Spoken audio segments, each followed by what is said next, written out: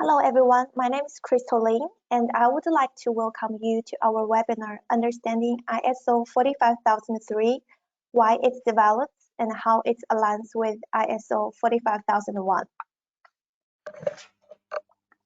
In the spirit of reconciliation, BSI Group acknowledges the traditional custodians of country throughout Australia and their connections to land, sea and community.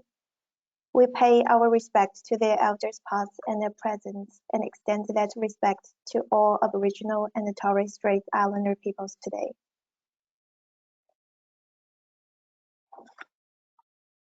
You have joined the webinar in listen-only mode, but you are welcome to ask questions throughout the webinar using the question box. We will answer all the questions in the Q&A section at the end, and any we don't get to will be answered after the webinar.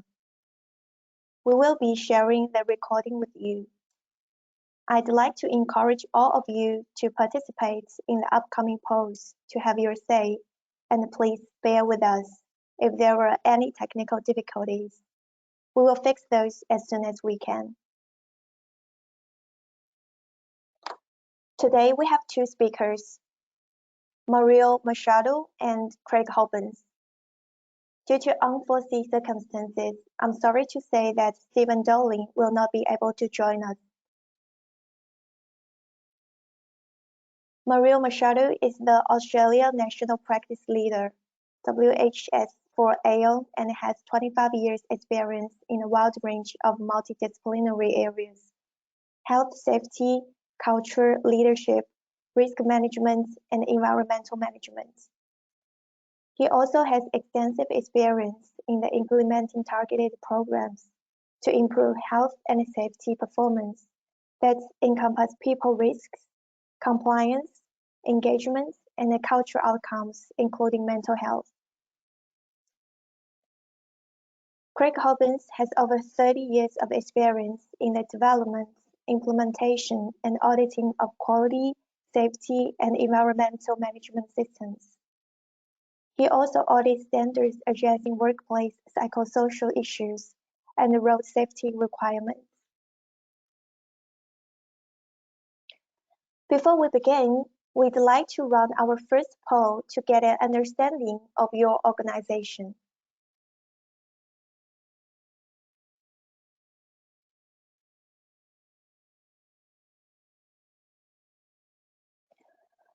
Where is your organization in the journey of psychological health and safety?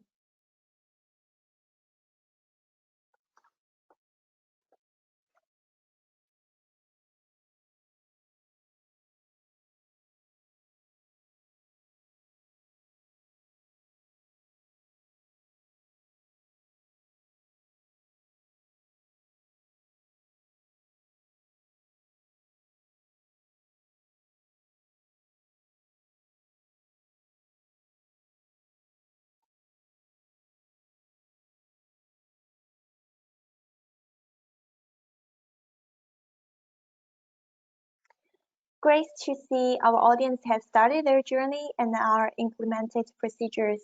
Thank you for your responses. Maria, over to you. Thank you, and good afternoon, everyone. So over the next 15 minutes, my role is, today's session is about 45003 and the alignment with 45001, but for the next sort of 10-15 minutes, my role is going to just provide a bit of context around the evolution of the model laws and the laws around psychosocial risk as they are at the moment. And I think understanding this is really important as you start to shift your mind to thinking about 45003. So I'll provide some context behind what we're seeing in the evolution of the laws, and also perhaps share some insights into the type of work that we're seeing clients undertake from a psychosocial risk perspective. And then at the end, I'm happy to share some resources or some links for anyone on the call that wants a bit more information on this. Obviously, 15 minutes is not a whole lot of time, but I hope you enjoy the next 45 minutes or so.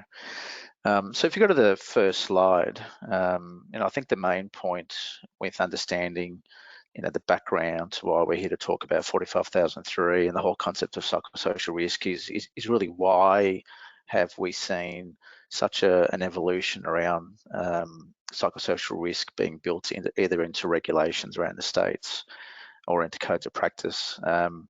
And the catalyst to a lot of this, even though you could sort of argue that over the last few years, in particular since COVID, there's been such a great awareness around the need for employers to be doing more from a psychosocial risk perspective, a mental health perspective.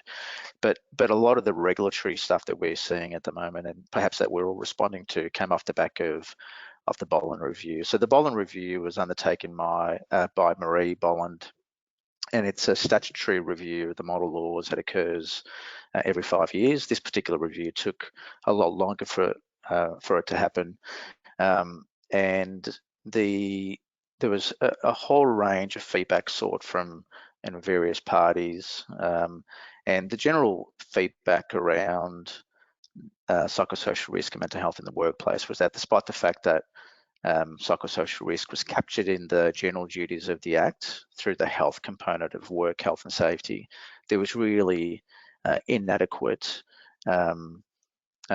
regulatory detail around what's expected from employees in managing mental health and psychosocial risk. And there was lots of commentary around, there's lack of clarity around what compliance looks like, so it's difficult for employers to comply with the regulations and the laws, but also for regulators to enforce. And there was a widespread view that there was a need for far greater regulatory architecture so that employers, one, knew what to do, and then for enforcement to occur. And the report made various recommendations, not just from a psychosocial risk perspective, but a whole range of other recommendations. And probably the two most notable ones were obviously the recommendation around the adoption of industrial manslaughter. That's not what we're here to talk about, but that was one of the recommendations from that report.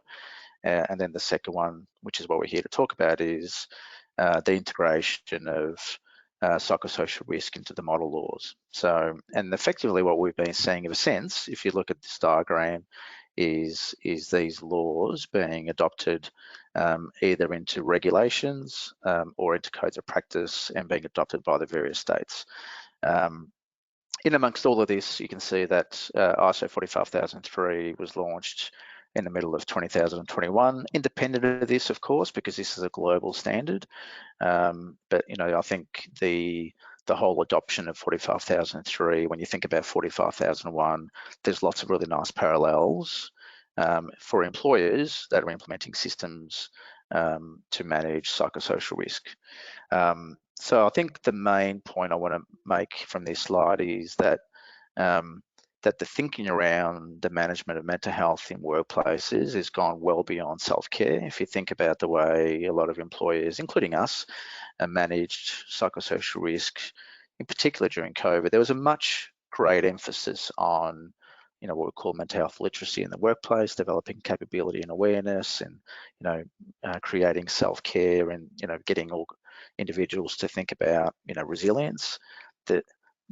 The regulatory mind shift has completely changed into us thinking about psychosocial risk the same way that we think about musculoskeletal risks. We really do need to understand what the hazards, psychosocial hazards and risks are, and implement controls. So if we go to the next slide, just really off the back of of that comment, and I should note for anyone on the call that is dialing in from New Zealand, whilst some of the things that I'm talking about may not necessarily be in place from a regulatory perspective in New Zealand, in that there's no regulations in New Zealand that talk about psychosocial risk. A lot of what we're talking about here fits into the general duties of the Act, the same way that in many states in Australia this was the case not long ago. So as the slide here shows, and without getting into a whole lot of detail, we started off 10 years ago working on harmonising laws around the country, but in many ways we've got a lot of unharmonised sets of psychosocial risk and frameworks across the states, but the essence across all the states that have either implemented the regulations or have adopted the codes of practice are really built around employers are now required to develop, well, to undertake psychosocial risk assessments and develop risk prevention plans using that language. So like in Victoria, for example, Victoria hasn't actually adopted or implemented the regulations that were drafted about a year and a half ago, but it's coming. But you can see from the slide here that the expectation from employers or the PCBU, depending on which states you're in, to ensure that they accurately understand the psychosocial risk factors. So identifying psychosocial hazards and calculating risks and then implementing risk control plans. That's the expectation. So really thinking about the hierarchy of controls the same way that we do that from a physical risk perspective. Now, whilst the regulations in the states that have got them don't necessarily go into this level of detail, when you look at the codes of practice, they do go into a whole range of different expectations around developing processes and procedures, making sure that there's monitoring and review risk control measure mechanisms that are in place to ensure that the identified psychosocial hazards and then risks are managed appropriately. So this is the point where we then start to think about, how does 45,003 play into this, and the next speaker will really evolve into that.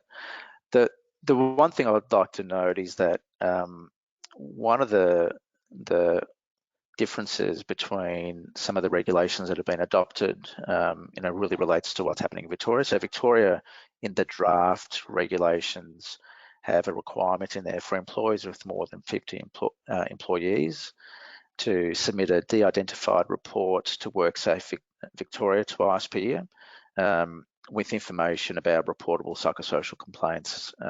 So there's a proposed reporting requirement, which is yet to be seen whether this will be implemented, because there's quite a bit of pushback from a lot of employer groups in particular, because this level of reporting really doubles up on other mechanisms that are already in place. So that's something worthwhile noting that is unique to Victoria, not other states, but we don't know whether this will be implemented. So if we go onto the next slide, really thinking about the whole concept of risk management and psychosocial risks. The way we generally approach this is both at an organizational risk perspective and employee risk perspective. And what we're starting to see now is that there's probably two groups of employers. There's those that are starting to think about psychosocial risk from a pure compliance perspective, because these regulations are now making it a compliance issue, and we're seeing a huge amount of momentum, around that. But there's also a very large group of employers that are really approaching mental health and psychosocial risk from a reputation perspective, from an ESG perspective, and at an organisational level, understanding psychosocial risk is really, really important. And then, of course, there's the financial component, which is not getting into all the detail, but we know that from a workers' comp perspective, and either from a health and benefits perspective, things like salary continuance, insurance, and the like, we know that mental health and psychosocial related claims tend to be about 3 or 4 times more expensive than other types of claims, even though there's many fewer of those. So thinking about organisational risk is important from these two perspectives. If we go to the next slide and we think about, what does this mean from an employee risk perspective, really sort of shifting our mind to, if you just go to the next slide, please. If you start to think about what does this mean from a people risk perspective, then you start expanding your mindset beyond compliance and even the basics of risk assessments, and really thinking about engagement. And we know that and I'm sort of preaching at the converted here, that we know that organisations that manage psychosocial risk well and mental health have much better engagement, and we know that good leaders generally don't have issues of this sort of nature. So start to think about, when you're doing your risk assessments in the psychosocial risk assessments, think about, how does that play into some of these factors here, so that you're actually thinking about elements such as absenteeism, retaining and attracting talent and productivity, and then engagement, as an outcome of good leadership. So these are all clues into various factors when you're doing your risk assessments. And I'm not getting into too much detail, because a lot of the elements within the codes of practice really articulate the psychosocial hazards that we'll be thinking about. So if you go to the next slide, this is a very good resource, for those that are interested in thinking about integrated strategies in managing mental health in the workplace, or psychosocial risk, as we're now evolving and thinking into. And we always generally, when we're doing this type of work, we start to think about primary, secondary, and tertiary types of controls. The language up on the slide there talks about, the first step here is about preventing work-related harm. So that's a primary strategy. So the emphasis here is really about preventing harm in the first place. So obviously the risk assessment is really, really important when you're doing a psychosocial risk assessment. We want to identify all the various psychosocial hazards, and it might be things like workload, job design. I know that we often talk about bullying, harassment, occupational violence, but those sorts of hazards don't apply to all workplaces. But things that we see all the time are those relating to, in particular at the moment, change management and communication, workload issues. They're all really, really common when we're looking at these sort of primary factors and strategies. And then start to think about secondary interventions. So as you shift your mind into your risk control strategies, and the secondary interventions are those relating to the promotion. So we generally think about training and education.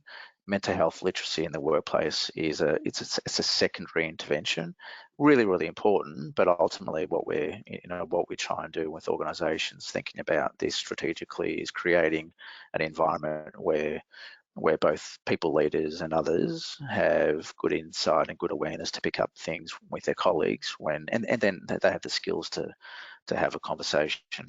Things like EAP, of course, that's a secondary intervention, and either positive wellbeing programs that encompass all these things, that's also in many ways considered a secondary. And then, of course, tertiary interventions are those about responding to people that have got a mental health illness, whether it's work-related or not. So the expectations from regulators around the way we develop our risk controls has to really consider each of these three levels of interventions, right? And now we're shifting our mind to some of the language, so risk control interventions. That's how the codes of practice and the regulations that are in place loop this in.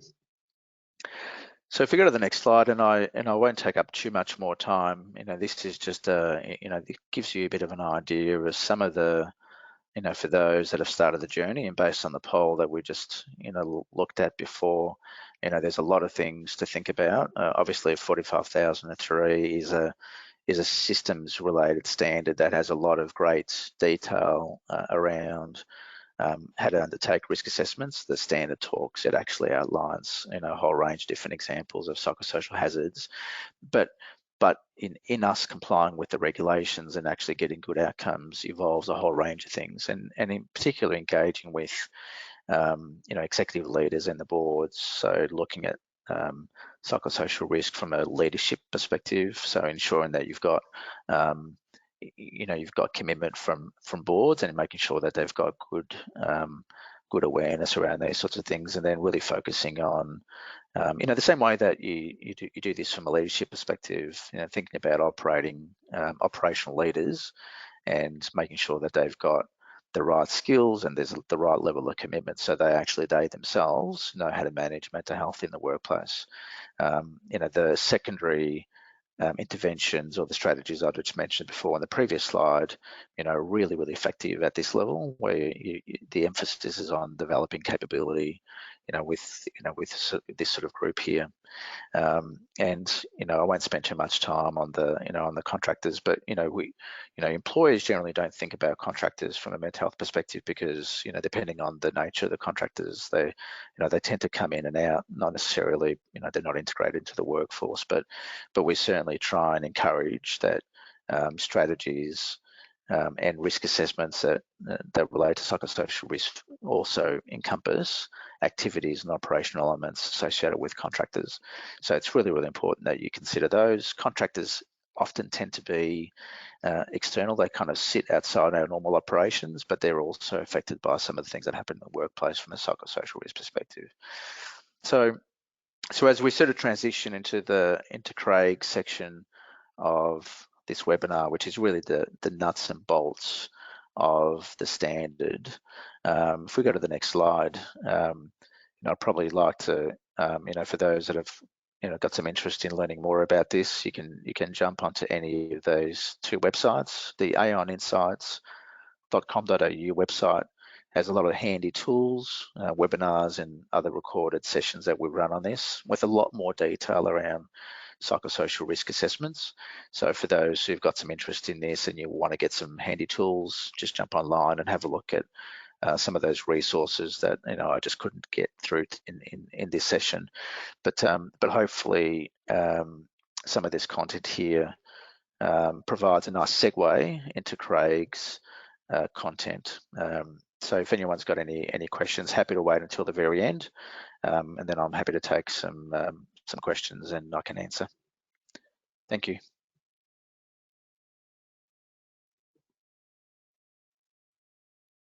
Thank you, Mario. I can see some questions in the question box, so that's great.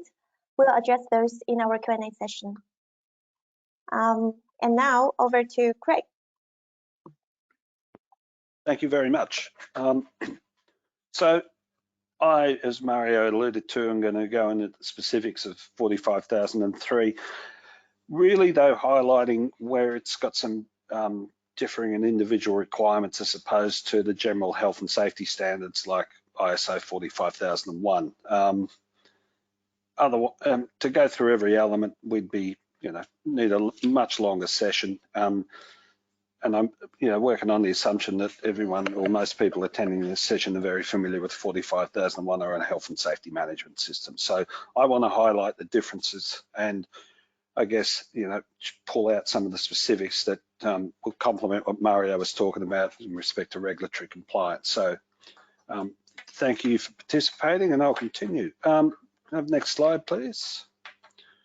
So, as Mario mentioned, this standard was developed and published back in the 8th of June 2001.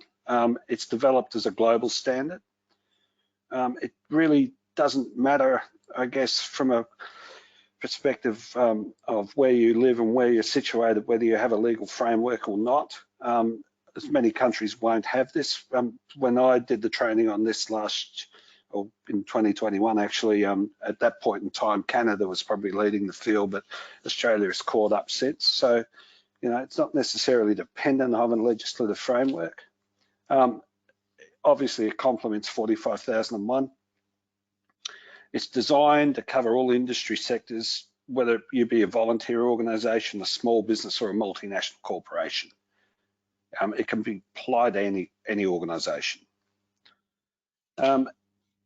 It can be used with or without 45,001, but it does require a safety management system approach. And 45,003, I suppose, recognises that the psychological health and safety requirements are not always fully addressed within an OHS management system. I suppose you could say 45,001 standard, for example, and the predecessor in Australia and New Zealand, ASNZS 4801, didn't have any specific requirements to do a social or psychological health and safety. However, they do require and still do that you have an understanding of your legal framework and what you need to address to comply. So the intention was always there, but not necessarily too specific. Okay, next slide, please. So it's a guidance standard, a little bit different to you know, the traditional standards you may or may not be aware of or utilise, such as 9001 quality, 14001 environmental management system. It's really designed as a guidance document for you to get a good grasp and understanding of, you know, what the hazards and risks are within your business, and that you know, can apply. It doesn't call for any specific documents. It allows a lot of flexibility. Now, for example, I've said there, clause 5.2 policy. It allows you to develop a standalone policy, or you can include psychosocial subject matter within your WHS-OHS policy as it currently exists. You know, it's really not documentation focused. It wants worker consultation in your system development, implementation and maintenance. It's really not about, you know, old days where someone's appointed as a management representative and off you go and get certification. It wants everyone involved in it. It requires confidentiality and privacy. And look, in this day and age, I think that goes without saying. We need to respect, you know, people's situations they're in when it comes to this subject matter. You know, it's more about the process in some cases than the record. It's designed to complement the regulatory requirements such as the codes of practice in Australia and provide a standardised management system approach to address regulatory requirements. I think that's pretty self-explanatory. Next slide, please. So this table highlights the different clauses and sub-clauses of the standard, and I think you can see from that, again, if you're familiar with standards like 45,001, 9001, there's a lot of similarity, excuse me. This standard is developed under the ISO model for management system standards, which requires that consistent approach. So what I've put there in the as table in blue, I guess is where it's kind of specific requirement, a little bit different to 45,001. Performance evaluation tab, you can see there, sorry, table, it's green. It's an existing clause, but it's highlighting management review being the specific requirement in there. And where it's grey are really to do with the sub-clauses of the standard. And they're the areas, the blue in particular, I want to focus on in this session. But again, as you can see, common clauses, things like context, leadership and commitment, policy, internal auditing, you know, they're all in other standards. And obviously, you can utilise what you already have or adapt it to address these requirements. Next table, please. Or slide, I should say. So what it wants you to do is to identify external and internal factors so that you know what can and does influence the business in regards to psychosocial hazards and risks, and then develop an effective management system based around that.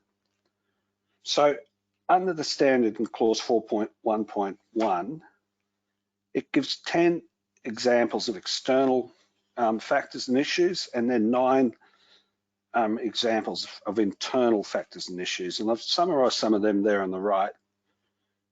Do with external supplier-client relationships and requirements, the economic conditions, the organisation structure and governance, worker competencies and demographics, the locations you work and employment terms and conditions. So, yeah, it wants you to identify what influences, what provides risks when it comes to, you know, managing and identifying and putting system controls together for psychosocial hazards and risks. Next slide, please. Now, being a guidance standard, it's got very good detail. And there's 3 tables within that standard to help you address clause 6.1.2.1, which is essentially hazard identification. So under previous standard models, hazards really was all about, you know, equipment, working conditions, being on the construction site, trip hazards, you know, working at heights, that sort of stuff. This is expanded to bring in I guess, the mental health and well-being aspects too. And it wants you, again, to really understand this so that your system's put together and your controls work to eliminate or reduce the risk of psychosocial problems. So the table, guidance table 1 there, is really about the context of what the business does, and talks about things like understanding the aspects of your individual role, your job control, and things like change management, remote and isolated work. People that are working out in the field, or maybe fly in, fly out mining organisation, people being away from home for a lot of time. Your workload, work pace hours and scheduling. And then, of course, job security and precarious work. The social factors are really about people. The stuff that makes us feel rewarded, makes us feel like we're valued, and makes us feel, happy to be in the workplace we're at. And, it talks about relationships, how you interact with your management team and leadership, how that works, the culture within the organisation. Again, between various industries that I've audited in the past, there might be a culture of get it done fast. Let's get, the client's always important, without pulling it back and saying, okay, is this a risk to us if we keep going down this path? Stuff, again, that makes us feel good, recognition and reward for what we're doing. Career development, where do I fit within the organisation? How much support I've got? Without going into every single bit of detail there, but violence at work, all the things that might be unlikely to happen, but have a significant influence on how we put all this together. And then the general work environment, what are your working conditions like? The equipment you're using, is it, tools that you feel confident and safe to use? They don't make you feel nervous every time you pick it up to do a task. And then obviously hazard tasks, examples, things like people in construction industries working at height, doing confined space work, So again, it's not so much about identifying the physical hazards that go around those, your work environment, what your tasks are. It's identifying, what might affect you at a psychosocial level and how the business can try and manage and control that. Okay, next slide. So I'm sure everyone's familiar with rehabilitation and return to work requirements. They've been in legislation, for a long period of time in Australia and New Zealand. So it's not a new subject matter. And in Australia, I think if, we were at an audit level and you didn't have a process like this already, it'd be a significant problem because, again, it's been around for a long time. But what the standard wants you to do is factor in, those, again, hazards and risks that you previously identified and flow that through into your return to work programming. It says there it must be developed in consideration of regulatory requirements, which goes without saying, and obviously confidentiality and privacy is required. So do we need to see an incident report with a return to work program on it? No, we don't. We're interested in how you've developed a program that's going to help that person come back from a significant or a minor injury and recover well, both physically and mentally. I've seen examples in the past where a return to work plan has been put together without probably not factoring in what the workers' best results could be and what they want. So, for example, someone in the construction industry might be given an office task of filing. Now, that's not what they want to do. Is that going to help in their recovery? And what this standard wants you to do is consider that where you can. But we do have to take into account, that's not always possible or ideal. It depends on the size of the business, what you're doing. It's a tricky subject matter. However, it is a legal requirement, so that governs all this. Confidentiality and privacy, as I mentioned, we don't want to see specific records with individual people, etc., and the standard doesn't expect that either. Okay, next slide, please. So Implementing an ISO 45003 management system, this is the approach I suppose we recommend. First of all, talk to BSI, because we can help with different certification options.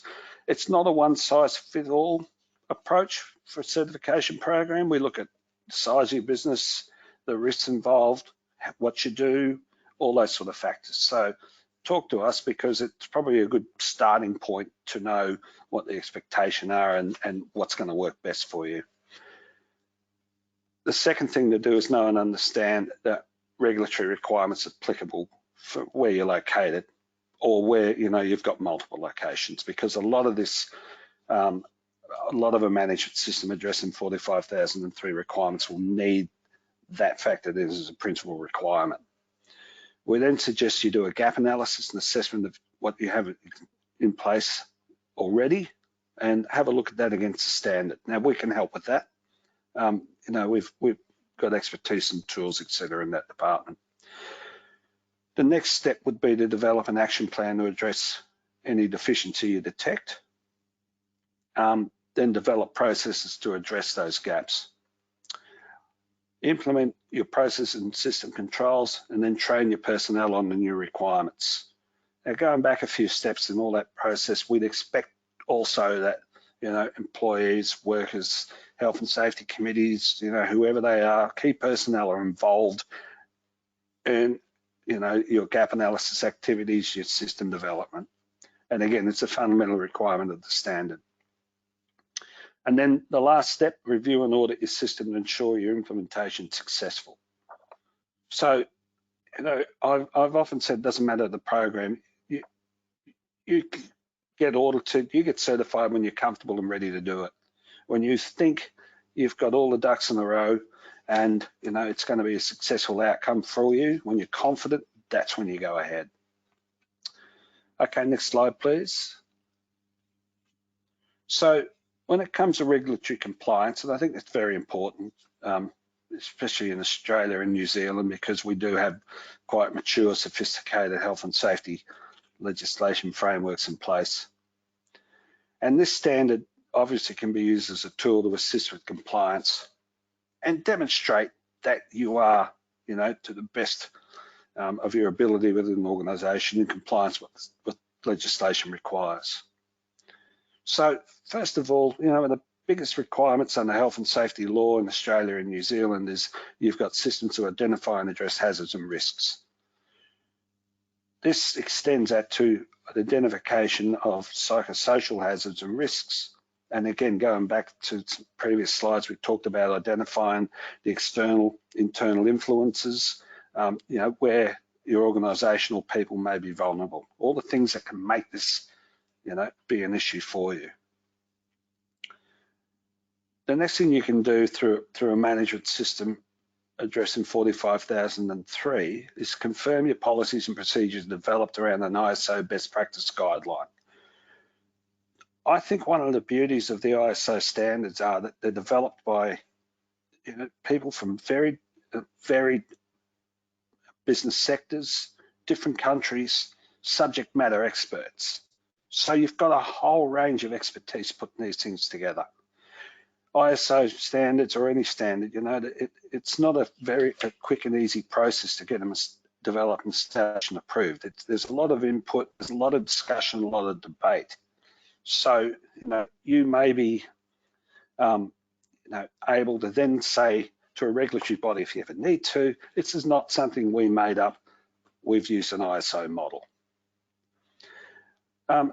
The standard and a system addressing it shows that you've got leadership and commitment.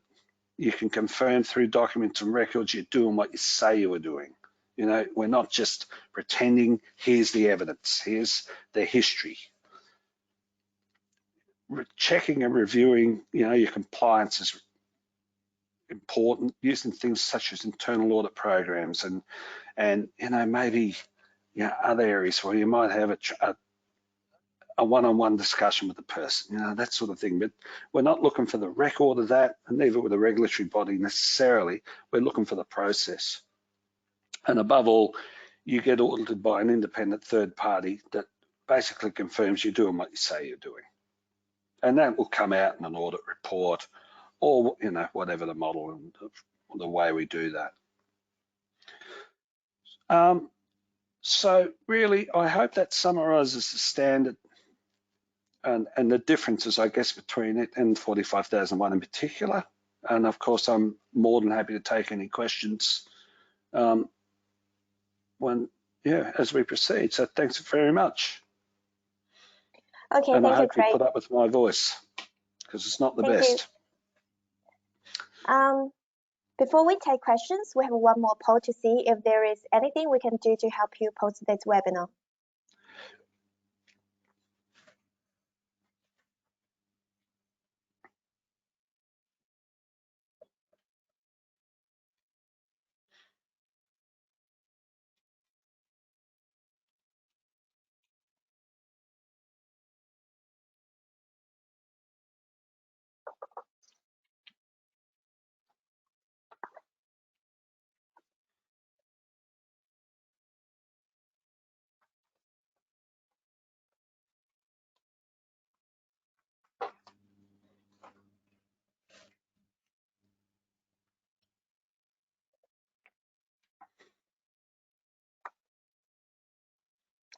Okay, thanks for your feedback. We'll be in touch where requested, and you can also make an inquiry or email us anytime for assistance.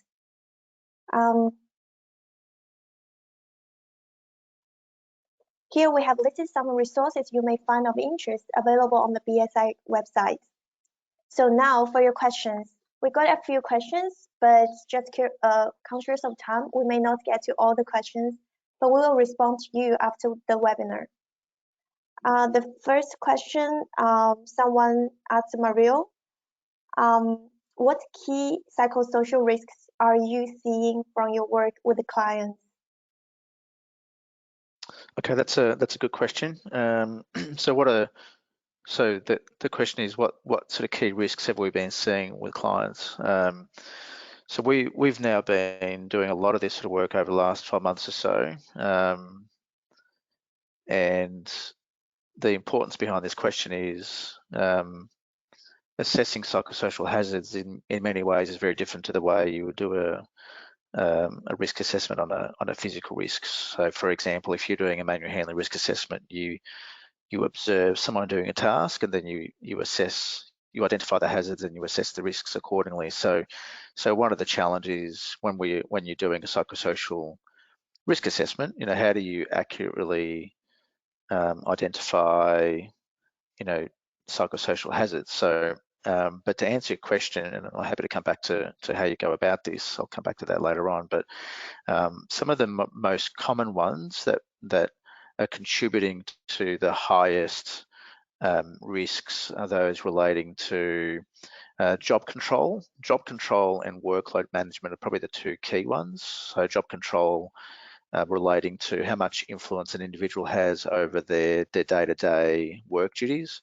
So, the research shows that the less control you've got as an individual, then, the higher the stress.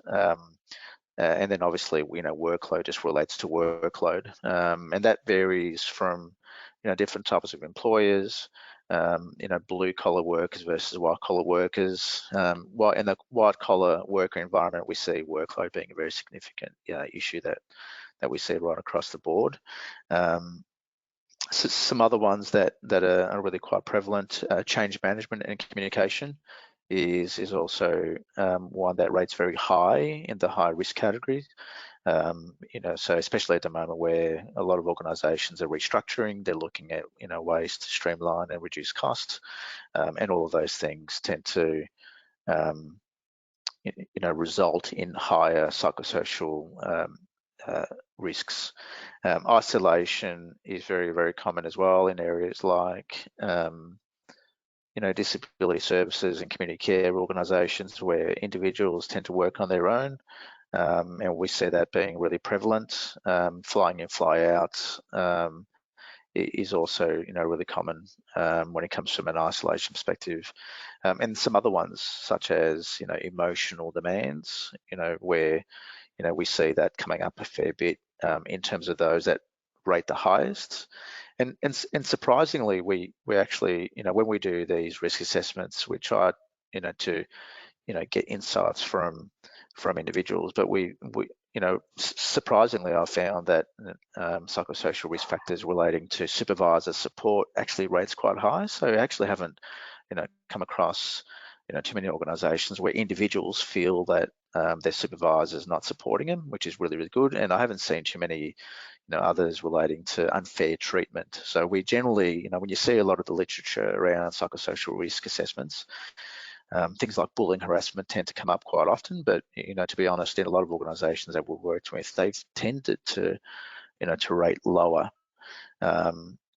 So there's some quick insights, but this does vary from sector to sector. Of course, if if anyone on the call that is in aged care, or community care services, disability services, the whole theme around occupational violence, which is a large umbrella for a whole range of different types of psychosocial risk factors.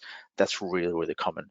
And occupational violence doesn't necessarily need to be where an individual is being assaulted, but it can be verbal abuse by family members in aged care. That's becoming more and more prevalent, and sometimes it can be occupational violence from, say, residents, for example, who may be have some type of cognitive impairment that results in the behaviour. So, and that of course is very, very common in these sectors. So that's just some examples. Okay, thank you, Mario, for your insights. We will respond to other questions after the webinar. We have now come to the end of our time in this webinar. I'd like to thank Mario and Craig for sharing their insights and experience with us today. Thank you all for your time and joining us in this webinar.